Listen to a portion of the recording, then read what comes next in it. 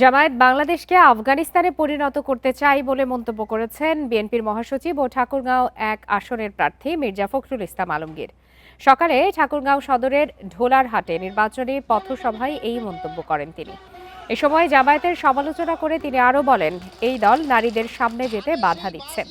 ইসলাম ধর্মে নারীদের সমান অধিকার দেওয়ার কথা বলা হলেও জামায়াতে ইসলামী দলটি নারীদের শিক্ষা ও চাকরি নিয়ে নানা কথা বলছে। এ বিষয়ে আলোচনা করতে এই মুহূর্তে গাজীপুর থেকে আমাদের সঙ্গে যোগ দিয়েছেন বিএনপির নির্বাচন পরিচালনা কমিটির সদস্য আ.ন.ম খলিলুর রহমান ইব্রাহিম।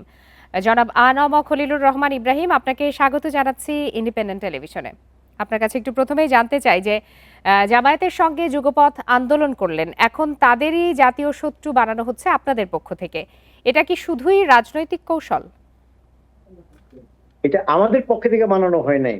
আপনারা জানেন যে বিএনপির বগলতলে থেকেই জামাত রাজনীতি করেছে। বিএনপির সাথে রাজনীতি করেই তারা দুইটা মন্ত্রিত্ব নিয়েছে, কিন্তু পরবর্তী সময়ে দেখা গেছে বিএনপিকে বলা হয় দুর্নীতিবাজ, তারা হয়ে গেল ফেরেস্তা।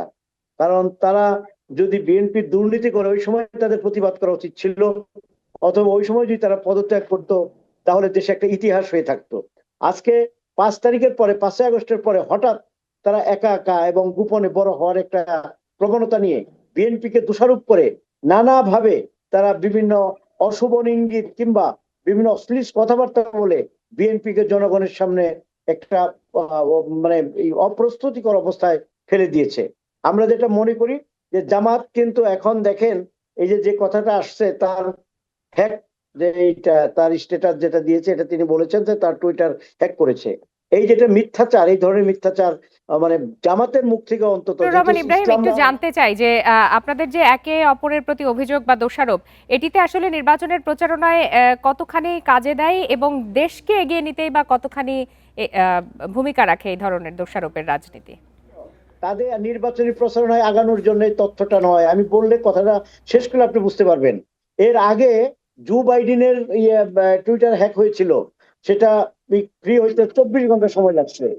এবং মোদি, নরেন্দ্র মোদিরও হ্যাক হয়েছিল ২০২০ সালে, সেটাও ২৪ ঘন্টা সময় লেগেছে। ডোনাল্ড ট্রাম্প তার আইডি যখন হ্যাক হয় তখন কিন্তু তারও ৮ ঘন্টা সময় লেগেছে একজন শক্তিশালী মানুষ হিসেবে। কিন্তু আমাদের জামাতের আমির কত শক্তিশালী আমরা জানি না বা বুঝি না, তার মাত্র কয়েক মিনিটেই তার এটা ফেরত পেয়েছে, কোনো হ্যাকিং এর কোনো রেকর্ড বা পাওয়া যায় নাই। ইতিমধ্যে বিশেষজ্ঞরা বলেছে এবং ডিবি থেকে বলেছে যে এটা তার আইডি হ্যাক হয় নাই, বরং তার মোবাইল থেকেই তিনি এইটা স্ট্যাটাসটা দিয়েছেন। এটা যে কিরকম মিথ্যাচার, এখানে নির্বাচনের কোনো লাভ আছে বা নাই এটা আমি বুঝি না। এর একটা একটা মানে আপনার প্রশ্নের উত্তর দিতে গিয়ে প্রাসঙ্গিক ভাবে এই কথাগুলো এসেছে।